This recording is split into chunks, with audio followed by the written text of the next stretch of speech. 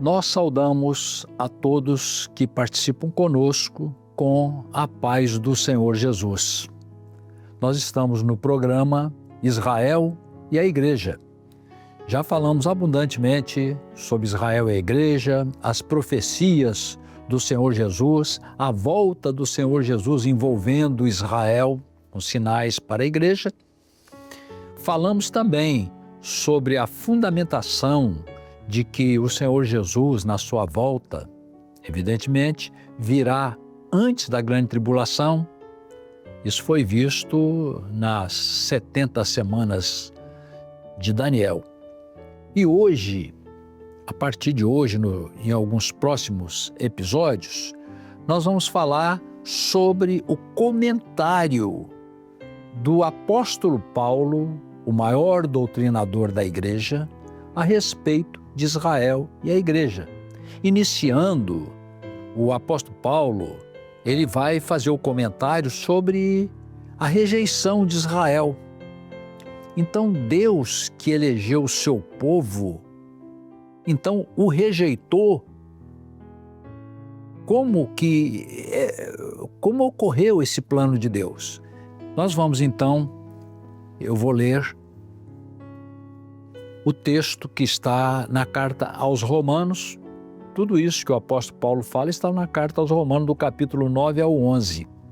Então, capítulo 9, verso 1, o apóstolo Paulo diz assim: em Cristo digo a verdade, não minto, dando-me testemunho a minha consciência no Espírito Santo, que tenho grande tristeza e contínua dor no meu coração, porque eu mesmo poderia desejar ser separado de Cristo por amor de meus irmãos, que são meus parentes, segundo a carne, que são israelitas.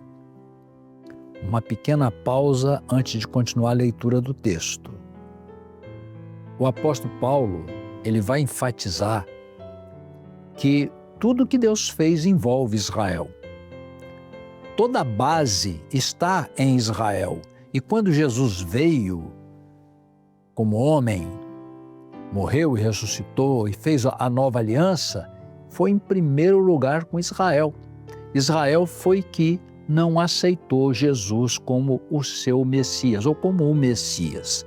Continuando a leitura, então, a partir do verso 4, até repetindo. Que são israelitas, dos quais é adoção de filhos, olha, que são, então, ele sente uma grande tristeza pela rejeição de Israel. Aí ele está dizendo o plano de Deus, como que Israel é relevante para Deus. Que são israelitas, dos quais é a adoção de filhos. E a glória, e os concertos, a lei, o culto, as promessas, dos quais são os pais, e dos quais é Cristo segundo a carne, ou Messias segundo a carne. Lembrando, repetitivamente até, Messias, palavra hebraica, Cristo, palavra grega, é a mesma palavra, né? O qual é sobre todos Deus bendito eternamente. Amém. Aí o apóstolo Paulo, na sequência, os irmãos que desejarem ler,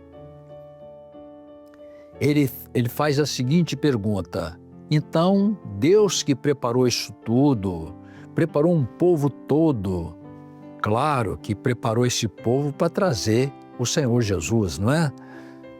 E para deixar a sua palavra. Então a palavra de Deus falhou? Não. Ele mesmo disse que não, a palavra de Deus não falhou, porque nem todos que são de Israel é israelita. Nem todos de Israel são israelita, nem por serem descendência de Abraão, são todos filhos. Porque a palavra diz assim: em Isaque será chamada a tua descendência. O que o Senhor quis dizer com isso? Sara, esposa de Abraão, porque a descendência de Israel vem de Abraão. Sara era estéril, não podia ter filhos, e o Senhor disse que daria um filho a ela. Era estéril, não podia ter filhos, já era idosa, já tinha passado o tempo que a mulher pudesse gerar, mas Deus, para mostrar o seu poder infinito, seu poder sobre tudo que existe, fez com que Sara concebesse e tivesse um filho chamado Isaque. Deus falou com ela, deu a promessa e cumpriu a promessa. Portanto, ela creu.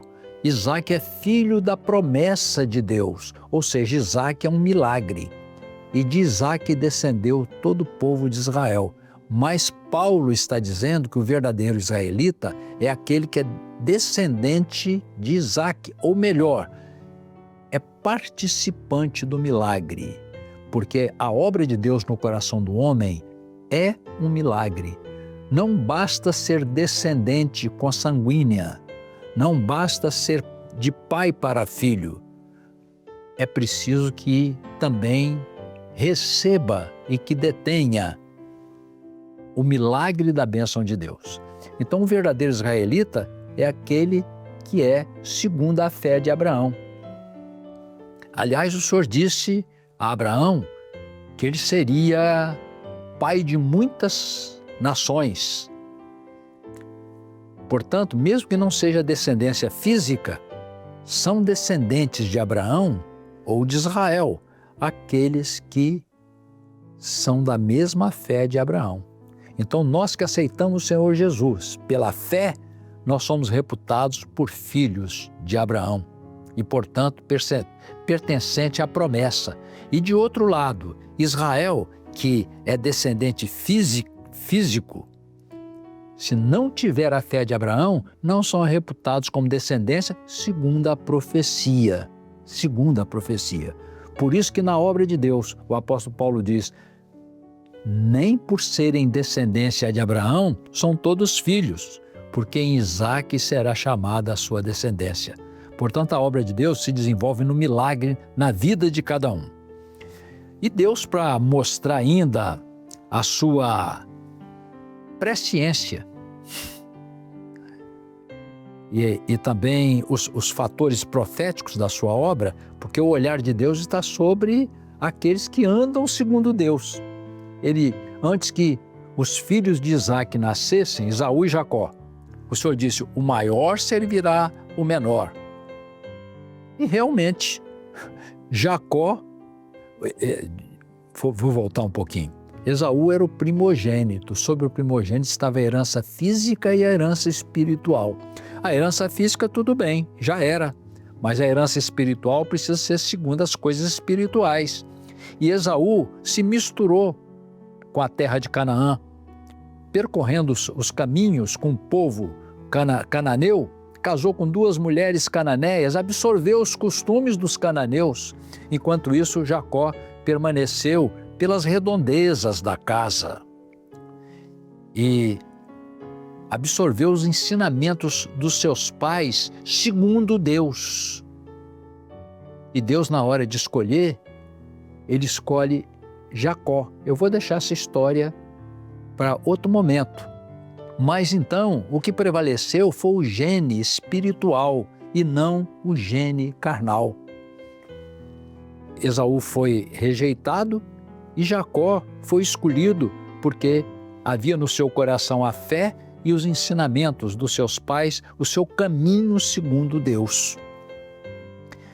E Deus, quando disse a Rebeca, o maior servirá ao menor, ele disse isso na sua presciência. Ou seja, o Senhor, ele vê o presente, o passado e o futuro. Está tudo diante dele. Ele conhece a caminhada nossa, da vida até a morte. Ele sabe o que vai acontecer. Então ele disse a Rebeca, mas acontece que ao dizer isso, a profecia, ele não estava forçando que isso acontecesse desse jeito. Ao contrário, ele viu como aconteceu e notificou a Rebeca. Às vezes, um exemplo que eu já citei em outros programas aqui, vou citar hoje aqui novamente, porque ajuda a elucidar. Então, digamos que eu esteja aqui na Rádio Manaim, numa gravação que irá ao ar daqui a 3 dias, vamos dizer assim, eu vi aqui o pastor Amadeu gravando a mensagem do dia 1º, que foi ontem. E a mensagem só foi ao ar ontem, mas ele gravou há 5 dias antes. Eu estava presente e percebi, assisti. Ninguém sabe o que ia passar, a não ser aqueles que assistiram. Então eu vou chegar na igreja e vou dizer assim, ó, quem vai pregar vai ser o pastor Amadeu. E a mensagem dele será: haverá um tabernáculo no deserto, haverá um tabernáculo com o povo de Israel, que está em Isaías 4:6. Aconteceu porque eu disse, eu forcei a acontecer? Não, eu simplesmente vi antes. Então Deus também vê a nossa caminhada do início ao fim. Ele não interfere na nossa caminhada, a não ser que nós clamemos a Ele, porque Ele faz isso para bem. Mas Ele não interfere, nós usamos o nosso livre-arbítrio na nossa caminhada e Ele que vê lá na frente como nós, dentro do nosso livre-arbítrio, nós procedemos, Ele notifica por profecia aos seus servos para um fim proveitoso. Qual foi o fim proveitoso para Rebeca? Que no momento certo, que vai ser descrito, eu vou comentar isso mais adiante, nos episódios vindouros, ela soube como proceder diante da profecia que Deus fez no coração dela. Portanto, a eleição de Deus é para os fiéis. Ele não está dizendo que esse aqui está perdido e que aquele ali está salvo. Ele está dizendo que ele vê a caminhada de cada um e ele notifica, sendo eleito aquele que é fiel até o fim. Dessa forma, nós encerramos este episódio, desejando a todos a paz do Senhor. Até o próximo episódio.